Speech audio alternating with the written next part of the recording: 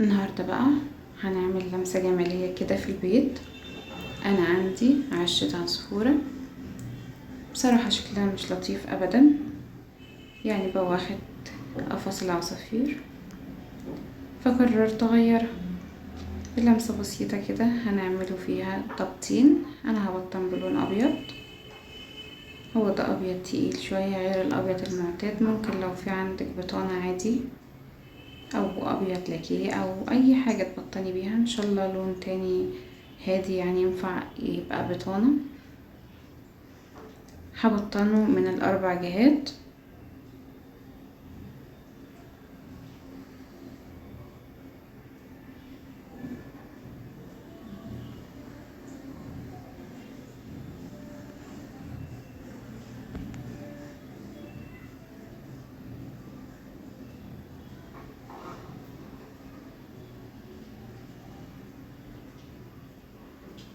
يعني بحاول اغطي كويس بالبطانة، اي حد طبعا بيعرف يعمل بطانة.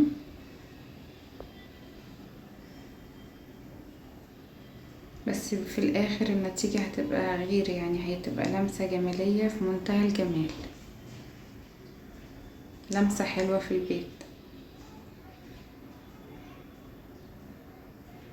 يعني مش محتاجة حد محترف رسم ولا اي حاجة، بس كفاية ان حد يجي يشوفه عندك يلاقيه لوحة محطوطة، قطعة ديكور، مش قفص عشة عصافير.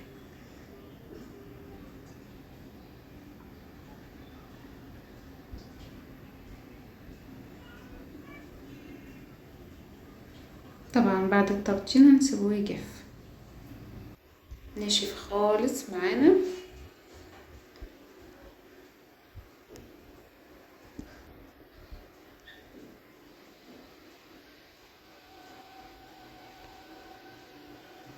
انا عندي فرشة جديدة هستخدمها، دي رقم 10، جميلة جدا. لازم أن يكون وانت بتشتري الفرشة بوزها زي بوز العصفورة، فدي كده تضمن انها فرشة جميلة جدا. النوع ده حلو قوي. حبيت، انا كنت صراحة محتارة اعمل ايه، يعني الفكرة كلها وليدة اللحظة بتاعتها، مفيش تصميم بنقل منه، مفيش حاجة، هي كده لمسة كلها جت فجأة. تمام، ده لون وردي، عندي اكليريك متوفر يعني مش بستخدمه خالص،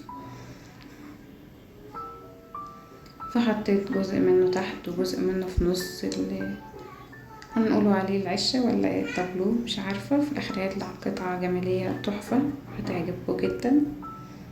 ما حطيتهاش في الاول عشان خاطر تستنوا لما تشوفوا في الاخر هيدي نتيجة عاملة ازاي.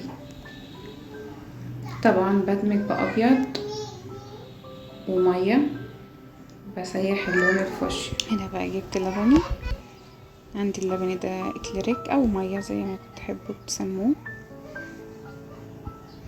ده من الوان ابني مش بتاعي، بس جميل ولونه حلو جدا، بيتدمج مع الابيض، بيبقى بيديني الدرجات اللي انا عايزاها. انا باخد ابيض وميه في الفرشه وادمج، يعني طريقه الدمج سهله جدا جدا جدا جدا، مستحيل حاجه تبوظ معاكي، متقلقيش او ما تقلقش. اوكي، معايا ابيض، معايا ميه، برطمان في ميه شغاله بيه. هي الفرشه حلوه جدا.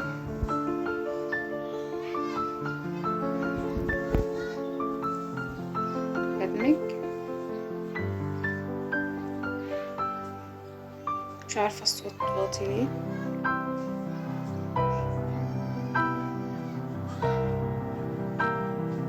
هيطلع معايا منظرين، انا هشتغل وشين في القفص ده اللي هو في وش القفص، والتاني اللي في جنبه، والاتنين باينين عندي وظاهرين، فلازم انا اخليهم شكلهم كويس. لازم ان اللي يجي يشوف حاجة في بيتي يقول ده بيت فنان، وفعلا ده اللي بيحصل. حتى لو انت مش فنان او مش فنانة، فليه تلاقوا حاجة محتاجة تتعدل وتتظبط تدي منظر جميل على الحيطة او في اي ركنة في البيت.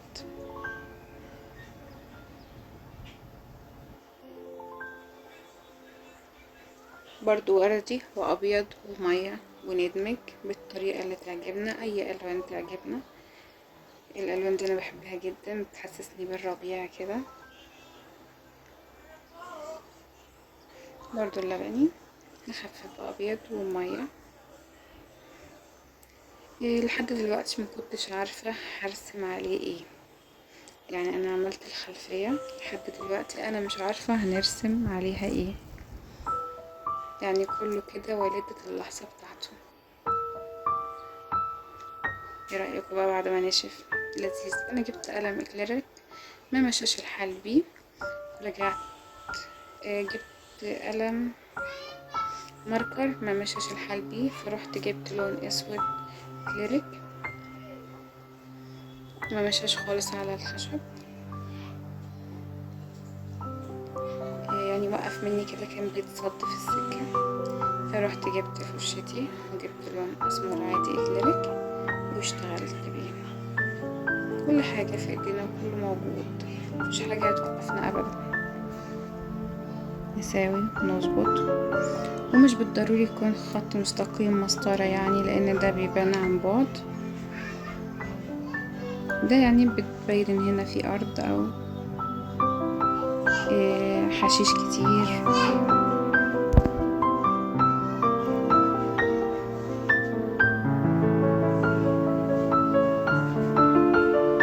وهكذا في الناحية التانية زي ما شايفين كده نفس الطريقة. بجد الرسم ده احسن حاجة في الدنيا كلها، يبعدك عن اي ضغوط او اي حاجة ما انتش حباها، يطلعك من مود وحش يخليكي في احسن مود. بجد الحياة لو مفيهاش رسم وفن ما كانتش تتعيش اصلا. ده بقى بالقلم هنا اشتغل معايا، انما السن العريض ما اشتغلش تحت، كان بيوقف معايا. هنا كده شوية سنابل القمح، كل ده كده من خيالي.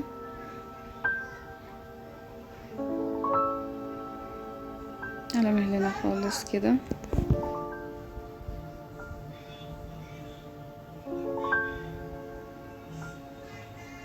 حتى العصافير يبقى لهم نفس، نفتحوا نفس العصافير.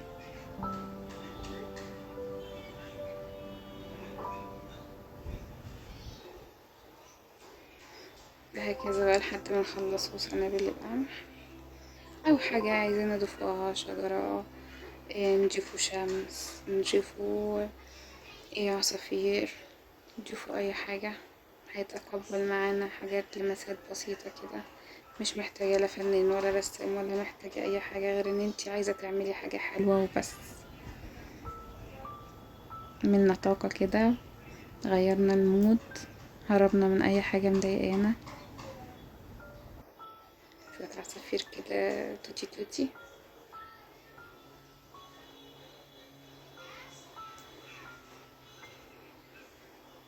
نزود شوية حشيش، ممكن بقلم ارفع من ده.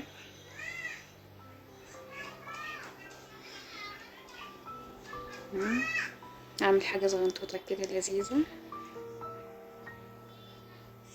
اعمل شمس. ايه رأيكم بقى؟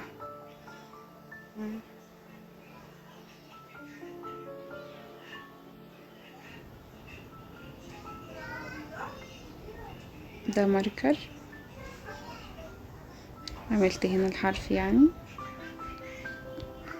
بالاورنج، دمجت تاني بالاصفر.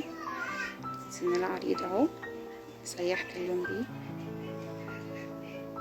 نرجع بقى على الوش التاني.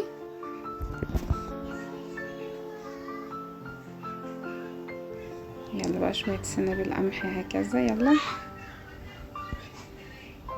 اي فكرة، اي ممكن هنا نعمل مركب، ممكن نعمل نخلة على الجوانب وطريق، ممكن نعمل 100 فكرة وفكرة. ممكن نرسم بحر وفي قلبه سمك. افكار لا تعد ولا تحصى، واللي عايز يعمل حاجة بيعملها.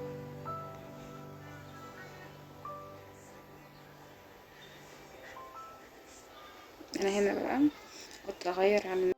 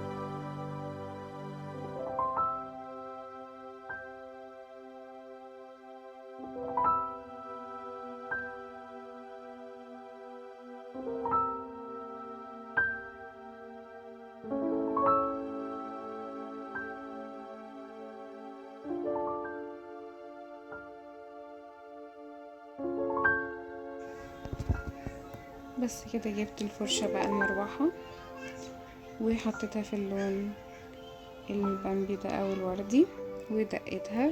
سهلة جدا، بتطلع شكلها بسيط وجميلة جدا. يا رب الفكرة تكون عجبتكم وتبقوا تقولي لي ايه رأيكم فيها وتجربوها. سهلة جدا جدا جدا، مش محتاجة اي احتراف من اي نوع، وبسيطة وشيك وعطت لمسة حلوة. ايه رأيكم بقى؟ يا رب تكون عجبتكم.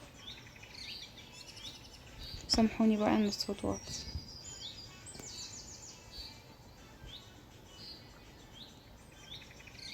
باي باي.